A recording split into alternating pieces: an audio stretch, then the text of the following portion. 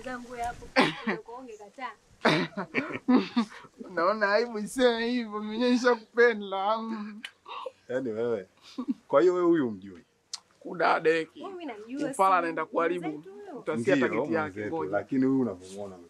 Kwanza huyu uko duniani alikuwa mlevi. Ndio, kuna sehemu tu anataka aongee. Wewe ngoja tu. Amheshimu. Kuna tageti yake tu. Anapiga mke wake. Kuna sehemu atafika. Yaani kuna sehemu atafika. Yaani kwenye mtaa bado ngoja tuone. Mtu yoyote kila mtu anamuona mbwa, mitusi. Ndio. Mibange. Kuna sehemu tu ataenda kusema jamani, wewe tu aniharibie. Ngoja. Lakini mara ya mwisho kabisa kilichotokea. Haya. Huyu alilewa, akazima, akabakwa ndo akafa. Kafa kwa kubakwa huyu. Kwa hiyo hapo sasa ndio ushalizika hapo, ushataja ulichokuwa unataka kutaja. Na tangu ulivyokuwa unaanza mimi nilikuwa najua tu nini wewe una target kukisema. Ukaanzia mbali, huyu alikuwa akilewa anatukana watu. Si nilikuwa natukana mimi mjomba au ulikuwa unatukana wewe? Na uzuri mtoto kanielewa japokuwa nimenaniliwa ana shida, si ndio? Wewe kama umebakwa mimi basi tena. Unaona? Wewe bwana ndugu yangu wewe nenda.